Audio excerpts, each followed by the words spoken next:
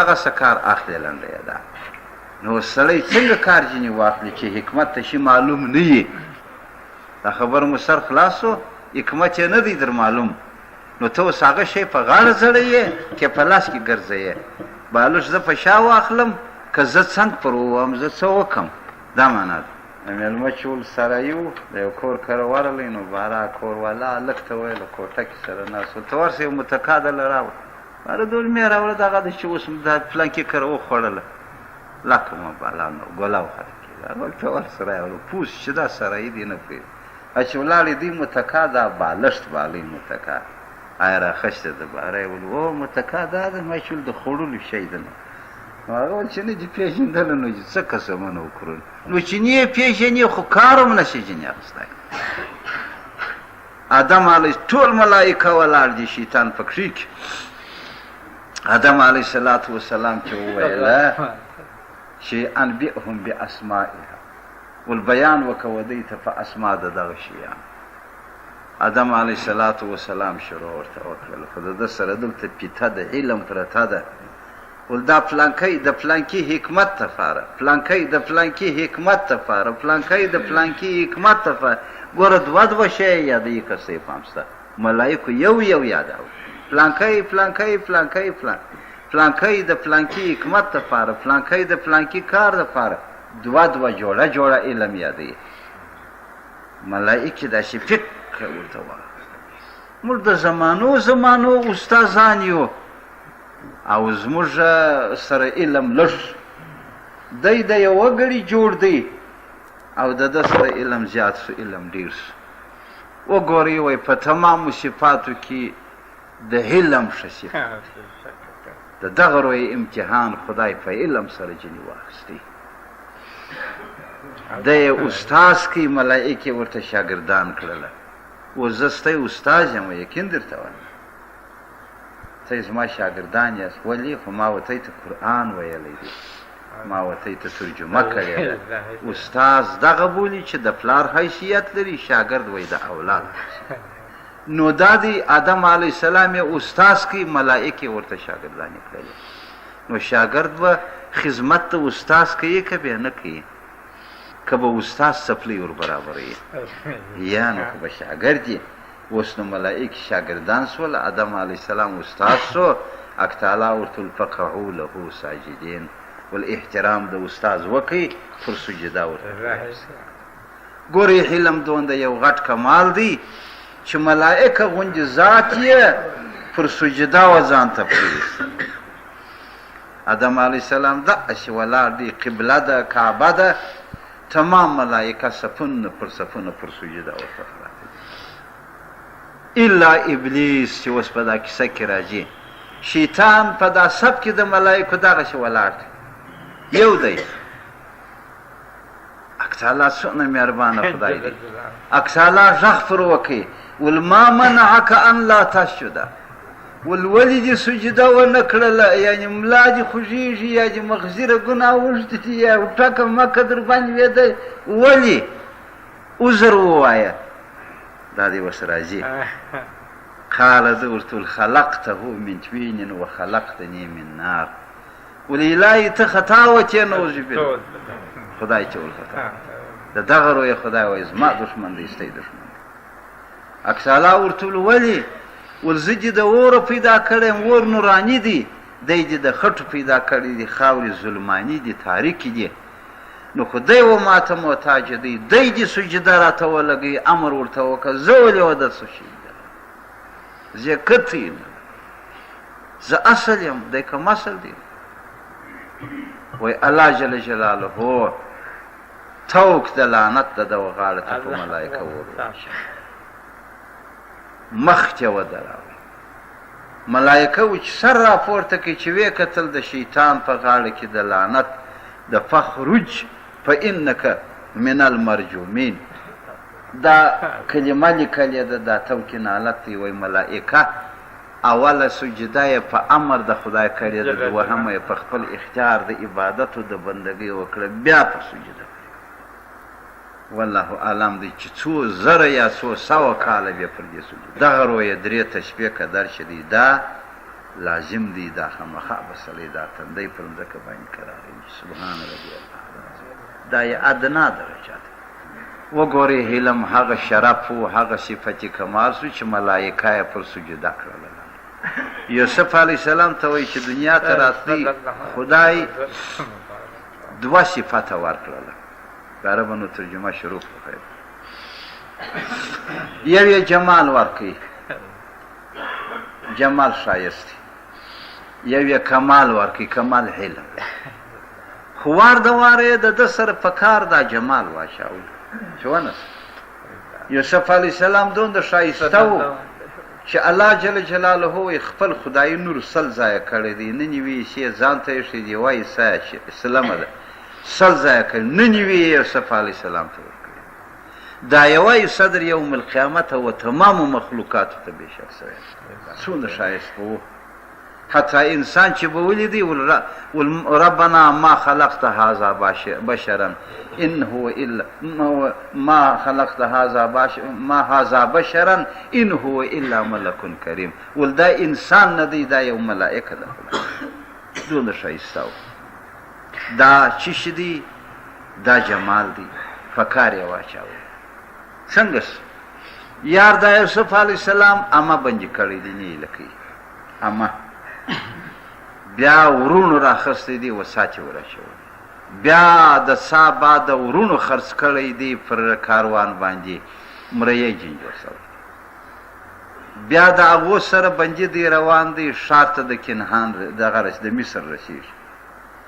بیا په هغه کې ګنج ته لویږي خرڅېږي مبیعات بیا د هغه بعد زلیخا بندي کړی دی د هغه بعد بیا چې دا کیسه پیښه سول باچا بندي کړی دی عزیز المصر بندي کړی 11 کاله 12 کاله تقریبا یا دونده یا اوه کاله بعضې روایت وایي دی بندي دی دا چې شي دی دا یو صفت دی غیر العلم په کار لوېدلی دی دته غوټې ورکوي فایده یې څه وکړله ته یې د قرار وګورئ فایده یې یوسف علیه السلام ته څه وکړه دې ښایست هېڅ فایده یا په جیلو کې دی یا په څانانو کې دی یا په تاریکو کې دی یا په گنجو کې دی یا په مریانو کې دی دا څه فایده یې وکړل دوهم صفت د علم خدای باندې راپورته کوي چې اوس دې سیل کوه باچا یو خوب ویني دا خوب ترجمه دی ورکوي دا یو علم دی یو صنف د هغه علم په وجه سره دی څوک جوړیږي د دې جیلخانې سره وځي عزیز المصر جوړیږي د مصر د باچا پر پایتخت دلته کښېني وګوره دا په چی شي دا په علم جمال یې غذاروي ښایست یې غذاروي تاریکو وزیرخانو ته یې ننباسي علم زینه ده راپورته کوي پر پایتخت د مصر یې کښېني بل کار خو بیا نه یې کړی یوسف علیه السلام نه یې سکول ووایي نه یې وټ کښېښوی بلکې علم یې ښکاره کوي ترجمه د خوب د هغه یو علم په وجه سره دی علم دوري سړی کشي دا نو څه صفات چې د هغه یې دوري راکشي د دغه رویه تاسې وګورئ چې هر صفت والا یې هر صفت والا چې زړیږي بې قدره کېږي دا نو تفسیر جلالین لیکلي دي هر صفت والا چې زړیږي بې قدره کېږي دا چې راوازي دا غزلچیان نه دي دا صاحب ایمانه ده اخر بارانو د غزلونو په ګپو شپه تېروي دا لري خلکو ته وایي هغه یو لسی وشلی ورکوي دا یې کمال دارنګه موټروان چې زوړ شي موټر بیا خلک په لاس نه ورکوي کاکا سبا به په یو ګاه کې والی غرق وي هر شي والا صفت والا بې قدره کېږي مګر الا العلم والعلم علم چې څومره زړېږي په خدای لکه سونه هغونده ګرانېږي قیامت کې چې نوی ملا یې دغونده عزت یې خلک نه کوي لکه د زاړه د قصې پام شته چې نوی ملا یې دغونده یوه خولې ته اعتبار نه ورکوي یو مسله ورکوي وایي دا بیا نه یې زده لکه د زاړه د خولې څه چې ما جواب یو بلکل صحیح ده صحیح ده نو د علم دا قاعده ده چې سړی هم لوړوي او هم یې په هغه لوړه منزله کې تر مرګه پورې ساتي لګوي ده په هغه زنګو کې زنګوي د علماو بې قدري نه کېږي د علماو چې څومره زړېږي شپې یې تېرېږي په هغوند اندازه د دې قدر و قدرداني په دنیا کې زیاتېږي. تاسې بیا وګورئ د کم حالم بې عزتي یا د کم حالم بې احترامي یا د کم حالم یو لیونتوب یا په کوڅو کې ځغستل یا د خلکو ډرۍ په وهل تاسې لیدلي د هېچا دا د علم کمال دی، د علم صفت دی. وی برو دامنی علمگیر اشتوار که علمت رساند بدار القرار. وی لمون د علم ټینګه که هغه به دې و دارالقرار ته رسوي. دارالقرار جنت دی. نو علم داسې باشرفه صفت دی. د علم په وجه سره آدم علیه السلام و ملائکو ته بزر کړي. بله پلواني یې نه په وکړله چې آدم علیه السلام 80 ګزه وی اوږدوالی جګوالی و 10 ګزه یې پسور. آدم علیه السلام هم شپره دغه و بدنه وه 10 ګزه وی د ده پسور و 80 ګزه یې اوږدوالی. نیکۍ ولاړ په غېږ چې یو ملایکې ته یې ورولي چې ونه څه پهلواني وکړه.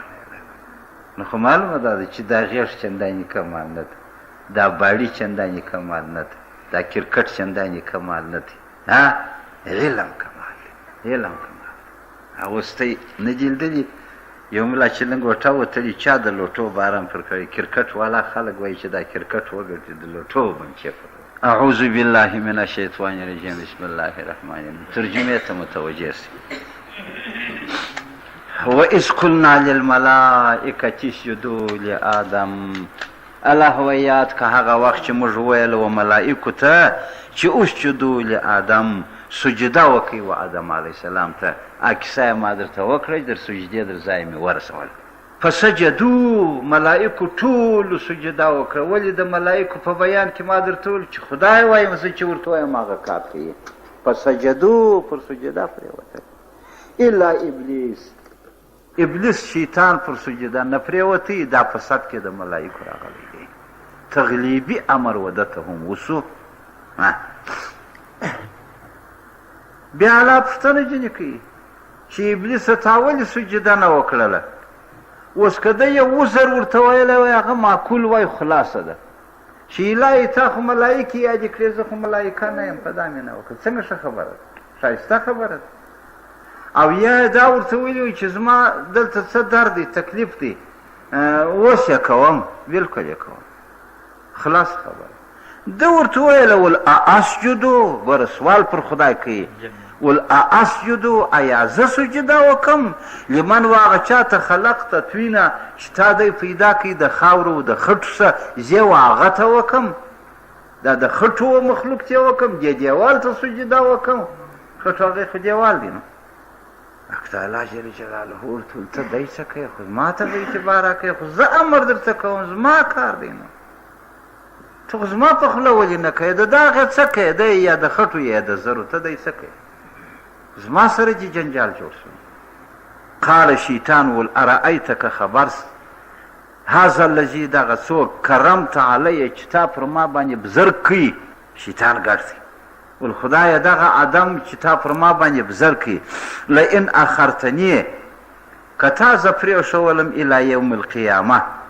تر هغه ورځې پورې د قیامت یا د مرګ لاحتنکن ذریته زه به خطا کوم ټول اولاده د ده دغه د واده یې کړی. ول الهي زه چې تا پر ده باندې وترټلم زما هم ستا په ذات قسم دی چې لاحتنکن ذریته زه به خطا باسم اولاده ده. دغه دی اوس نو موږ ته په هره لار کې ولاړ دي ځکه موږ د آدم علیه السلام اولاده یو. دا یې وعده کړې ده چې زه نه پرېږدم الا قلیلا مګر لږ انسانان کې ځان د خدای او د قرآن په روی راڅه خلاص کړي په یو تسبو په عبادت و بندګۍ کې خلاص کړي هغه نه یادوم که نه ولاړ هغه ادب دی. موږ لکه چرګ دی لکه چغال. چغال چې وایي پر دیواله چرګ سپوري مازې غاښ ورته سپین کې دی سرپ شمله ماتې ورته راغلی. موږ هغه چرګان یو چې هسې مازې غاښ راته سپین کړي بیا پکې سپاره یې درله کړپ کړپ راګرځي. دا یوه کیسه به لا وکړم. مثنوي شریف در دغه ځایه پورې کړې ده. نو مثنوي شریف وایي یو شیین و په دې وچې کې ګرځېدی ټوله مرغان د وچې د ده په عمل خبر و د دا وزرو په کښار یې پېژني ځانونه بیا پټ کړل. اخیر دی وږی سو دی چې وږی سو باره یې فکر وکړي چې ولاړ سه دریاب له دا د دریاب مرغان خو نو ستا په کیسه نه دي خبر چې ته حیوان خور یې او چې غوږ خور یې کرار ولاړې پر دې دریاب باندې ګرځي دا شین یو ایلی د په دې اوبو کې بازۍ کوي پورته چې کښته شي دوی چې ولیدله ځان یې ور ورساوی هغه یې نه پېژني غږ یې باندې وکړي ول ایلی هغې ورته ولا باره یې ویله ول ته چې خدای پیدا کړې په دې تور اوبو کې یاردورې وځغلې یاردورې وځغلې نه باغ شته نه باغچه شته نه مرغان شته نه نغمه شته نه سروزونه شته دا څنګه ځای دی هغې ویل نو زه څه وکړم چیرې ولاړه شم باره یې ویل ته د باندې راووځه داسې باغونه دي داسې مرغان دي داسې ریزونه دي داسې تخمونه دي داسې دانې دي داسې توتان دي داسې زردالوګان بیا صد ته یې دا مځکه ورته فرش و مرچ کړله دا ایلی وای اراده د دې وکړه چې اوس راوخېږي چې درځه ما وروله ده ورته ویل ته راځه ولاړه شه که دې هغه خوا خوښه سوله خو هلته به یې که نه و دا اوبه خو ستاسو هېڅوک نه وړي برته به راشي نو فکر یې دا دی چې راپورته شول منګلو ته بیا کې قرار بیا بارا د غره په لمن کې ورته وویل خلاص باره چې باغونه هم په ولیدله مرغان دې هم په ولیدله سیلونه دې هم په وکړله رومانه سیلونه یې وکړل ایلی وای اراده د راختو وکړله برته یې د ځانه سره دا فکر وکړي چې دا خبر خو ولا ناولده خبر دی او ناولده چا راوړی دی ما و دا مرغه خو نه سره پېژنم ته راسه پر ده باندې وګورئ چې د ده سره د دوستۍ علامې دي که د دښمنۍ ده دا والله دغه لیکلي دي دا مصنوي شریف وایي چې داسې ورته وکتله د ده مشوکه وه د ده ملګري دی ولا وایي دا کله سړی و دا خو سړی د سړي زوی نه دی دا چې دی دا مشوکه وګوره دا منګولې وګوره دا خو ولاکه د خیریت چنګکان دي دا خو د اجل دي نو بس نیم یې ځان را ایستلی و نیم پات و بد یې ځان غوټه کوي دا یو دي بیا سترګې ښکاره کړی باره یې ورته ویله ول مرغه هغه ورته ویل ها ول پر هره لار چې راغلی پر هغه باندې ځه ته ورته ویل ولې باره یې ویل دا ستا مشوکې و منګولو ته چې ګورم دا د سم سړي نه دي دا د چپ دي په دغه شعور حیواني وایي ځان غوټه کوي په اوبو کې د مرغه مصنوي صاحب وایي شیطان شیین دی انسان ایلی ده هغه ایلی په یوازې په کلا د اوبو ځان خلاص کوي که نه کوي خلاص پر انسان باندې الله جل جلاله وایي درې کلاوې د اوسپنې راګرځولي پر ما و تا والله درې کلاوې راګرځېدلي یوه کلا وایي د عقل ده چې خدای راکړی دا د عقل دومه کلا وایي د قرآن د خدای د درېیمه کلا وایي د حدیثو د محمد رسول الله صلی الله علیه وسلم در دې درو کلاو چې د باندې موږ دا شین ورکش کړي نو موږ در هغه ایلې و در مرغه ناکامه سولو که نه سو ناکام د دغه رویې څخه الله جل جلاله انسان د اوسپنې په کلاو کې د خپلو دښمنانو ساتلی دی خو چې دی کوشش وکړي والذین جاهدوا فینا لنهدینهم سبلنا الله وایي که ته مجاهده وکړې زه لارې درښیم لارې راښیي ښه قال اکتالا ورته ویل اذهب ولاړ سه ابلیسه فمن تبعک چا چې ستا متابعت وکړي منهم د دوی څه فان جهنم جزاؤکم جزاء موفورا جهنم دی جزا د جزا فرلان هغه به هم ستا ملګری واستفزز ته راوږغوه من استطاعت چې ستا طاقت یې منهم د دوی څه بصوتک په نارو و اجلب وشوروه علیهم پر دوی بخیلک سپاره ستا و رجلک پیاده ستا الله وایي هر څه کوشش چې لرې شیطانه ویې که پر دې انسان باندې زما خبره دغه سوله که ده ستا متابعت وکړي زما خدای یې ولویه پرېښوله زه به جهنم په جزای موفوره سره ورته ځه خدای وایي چې څوک ما نه کوي نو یې زه څه کوم نو اوس کافر چې خدای نه کوي نو خدای کافر بیا څه کوي چې د شیطانه چې نو ولې خلاص د دوزخه یې ولې خلاص څه ضرور دی نه وشارکهم فی الاموال والاولاد خدای وایي ته د دوی شریک سه ګډ سه ای شیطانه په مال و اولاد کې وعدهم وعدې ورکوه وما یعدهم الشیطانو نه دي وعدې د شیطان الا غروره د دوکي و د خطا ایستو وعدې دي. الله وایي هېڅ یې په وسه نه ده کړه. دا دی خدای تعالی جل جلاله بالحقی په خشم و په غضب خبره د شیطان سره وکړه. دا خو د درد خبره ده. ولې ده قسم واخیستی چې زه به په هره لار کې کښېنم الله ورته ویل چې ستا پیروي یې وکړه زه به جزای جهنم ورکوم. مګر ان عبادي زما مخلص بندگان لیس لک علیهم سلطان نه به یې تا لره پر دې باندې هېڅ تسلط به نه یې هېڅ به نشي کولی. وکفا بربک وکیله کفایت ستا په خدای سره از روی سپارښت چې موږ و خدای ته ځان ور وسپارو هېڅ نشي کولی بیا. ربکم الذي یسجي لکم الفلک الله وایي ته ما څنګه یېروئ څنګه مې پرېږدئ. ربکم الذي خدای مو هغه خدای دی یسجي لکم الفلک چې چلولې ده وتی ته کښتۍ فی البحر په دریاب کې لتبتغوا من فضله چې تی طلب د فضل وکړي د تجاراتو انه کان بکم رحیما. واذا مسکم الغدر فی البحر چې ورسېږي وتی ته یو تکلیف د څپو په دریاب کې غدل من تدعون ورک شي ستاسې سره ټول هغه کسان چې بولله مو ټول ورک دي الا ایاهو یو خدای مو په یاد دی. ولې په اظهاره کې بو فی الفلک دعوا الله مخلصین له الدین. په دریاب کې کافران سپاره شي د الله بولي په تیاره کې چې مسلمانان سپاره شي څوک الله بولي خدایه فضل کوه هر ځای. الله وایي چې ضرر شي ما بولې ښه فلما نجاکم الا البر چې بیا راخلاصئ و وچ ته اعرضتم بیا نو نافرمانۍ کوئ. وکان الانسان کفورا انسان ډېر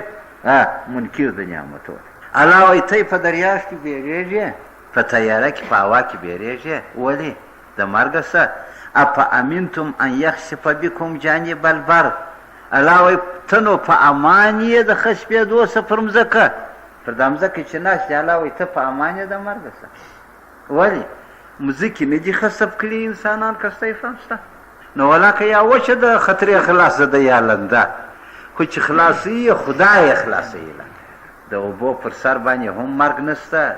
د هوا په مابین کې هم مرګ نشته د مځکې پر مخ باندې هم نشته. دلته هم مرګ دی هلته هم مرګ دی هلته هم. الله وایي افامنتم تی په امان یاست ان د دې څه یخسفه چې ډوبېدل به وکړي بکم په تی سره جانب البر یې دا طرف وچ او یرسل علیکم حاسبا یا به در باندې راوالوزوم پر تی هم یو باد سرسر چې بوده لنډه ثم لا تجدو لکم وکیلا بیا به نه کوي پیدا د خپل ځان دپاره څوک یا ځای د خلاصون لنډه باد سرسر الله جل جلاله پر حاجیانو باندې راوالوزاوي. وایي د دې خونې څه بیا داسې کاشکي لکه فلاش یو سړی کاشکې په هوا کې بیا ګرځاوي او ته بیا وګرځه دی غټ غټ خلق وکأنهم اعجاز نخل خاویه. خدای تعالی مو دې وساتي. هر څه عذاب د خدای په وصف را دی په دنیا کې هم ښکاره کړي دي هم یې خلاص کړي دي هم یې هلاک کړي دي. نو د دغه روی هغه مثنوي صاحب وایي هست دنیا قهر خانه کردگار قهر و بین چون قهر و کردی اختیار. وایي دا دنیا د خدای غضب خانه ده د خدای غضب به ووینې که دې د غضب کارونه کوي. ام امنتم آیاتی په امان یاست ان د دې څه یعیدکم فیه تارة اخرى چې الله وایي بیا دې راوګرځوم یار خلاص شوې بیا دې راو فیرسل علیکم کاشفا من الریح پر تی راواستم وچ باد فیغرقکم غرق کې بما کفرتم په سبب دغه چې تی کفر کړی انکار. ثم لا تجدوا لکم علینا به تبیعا الله وایي بیا به تاسې هېڅوک اعتباري نه کوي پیدا لنډه چې ستا اعتبار دې وچلی پر ما باندې دا دې ګورې ولقد کرمنا بني آدم الله وایي ما افضله کړی دي بزر کړی مې دی انسان حتی ملایکه پر سجده ورته پرېوتل. نو کرامت څنګه یې پاله. بعضې روایات وایي کرامت انسان دا دی تمام حیوانات چې الله پیدا کړي تاسې وګورئ خوراک په خوله سره کوي مګر انسان چې خوراک په لاس سره کنې دوی هم لاسونه لري د حیوانات مګر خوراک نشي پکولی. انسان ته الله جل جلاله خوراک په چا په لاس ورکوي. بیا پر هغه سربیره وګورئ ته یې هم اورېدلي ولې که چیرې خوراک په خوله وای نو خدای نکړه دا موږ تاسې به څنګه خاصه راګرځېدلی که دا یوه ورځ جماعت باندې به نو څه رقم به هر یوه به جلا په یو کنج کې کوله دا یو دومه خبره دا ده چې انسان ته الله جل جلاله دا خوراک ورکوي په خوله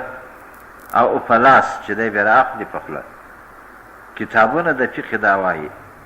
وایي دا ګوتې به چې خوراک کوي څټې بیا دا وګوره ولې تا ته چې په لاس خوراک در کول سوی دی د دې دپاره چې په خوله یې ونه خورې د چټلۍ څخه خلاص یې نو لاس به د چټلۍ څه دا ستا د خوراک کاچوغه ده دا به څټې نه دا د چا و چا دا ای ور دا شي دلته څه چیرې دا سړي خوای دا خواجیني ګریزوخې به الله نه سم خوړی والله د مسخرې نه سره دا ګوتې وایي څټه دا سنت دی ګورئ د کاسې ژي دا به څټې دا د چا و چاغه د مرداره لړلې خوای پر راکشي د سړي خواجیني ګرځي یو عجب کار دا خو ولقد کرمنا بني آدم دی ما ده ته عزت ورکړی دی نو او وکل مما یلیک دا بیا بله خبره وایي خوراک کوه د هغه څه چې تا ته در نږدې دغه ځای به خورې ولې نو ته چې دا زما د خوا کې وخورې زما خو ستا څه خوا ګرځي نو اوس څه په کوې ما چې خو دا خواړه دې را خراب کړل کل مما یلیک دغه معنا ده چې یو د ابل د مخه دې نه راکشي دا خپل مخ ته نه باید د به طبیعت تقاضا ده جنګي ستا به یا لاس لړلی د دغه رویه چې رشته شي دغه نه دی په کار چې سړی د یو غوښې دي دا ور پرېږده دی به په خپله واخي ستا لاس چې نه وارولی پر بیا ویل چې د زړه درته وایي دغه ګرده د ولقد کرمنا بني آدم تفسیر دی تفسیر دی په عزت کې نو دام راغله چې په خوله یې نه خورم په لاس یې خورم د لاس ګوتې به څټم د کاسې ژۍ به څټم د خپله مخه څه به خوراک کوم دا یې درې که څلور بله خبره دا ده چې رسول الله صلی الله وسلم وایي په وخت کې د خوراک به د چا و لاسو ګولې ته نه ګورې نه یې دا چې څوک دا ګوله جوړېدی نو څه چې د ورسره ګورې خو ته وایې بیلچه د ورسره پورته کوې یې نو یې څه کوې د هغه څه به یا در ګوتو څڅېږي یا به در خوله وڅڅېږي یا به په شونډانو پورې دلته مو ښه چې ادب دی خوا دې ګرځي مه کوه دا سترګې به پر خپله ګوله باندې اچې بس در دغه اندازې لا ولقد کرمنا بني آدم دی د بل ګولې ته ګورم د بل د مخه چې راکشوم د خپلې کاشې خوا څټه ګوتې څټه او دا شیان کوه دغه ډول خبره دغه دی ولقد کرمنا بني وحملناهم ما دی ګرځولي دي الله وایي فی البر والبحر په وچه او په لنده کې مې دوی ته حمولې پیدا کړي دي په دریاب کې کښتۍ و او ګوټونه په وچه کې دا چې زموږ دپاره اسان و دواب پیدا شوي دي اوس بیا اوسپنې و موټران دا پیدا شول ورزقناهم من الطیبات الله وایي رزق مې ورکړی دي د ښو حلالاتو څخه وفضلناهم ما دوی افضله کړي دي علی کثیر پر ډېر ممن د هغه څه خلقنا چې ما پیدا کړي دي الله وایي ما څونه مخلوق پیدا کړي پر ډېرو هغو مخلوقاتو مې دی چیش کړی دي تفضیلا از روی فضیلت مې افضله کړی و ملایکه غوندې بدن الله دا یې موږ پر افضله کړلو نور نو لا څه کوې پروردګار وایي انسان دې نو خپل ځان خپل چوکاټ خپل کور خپله زندګي وپېژني صدق الله العظیم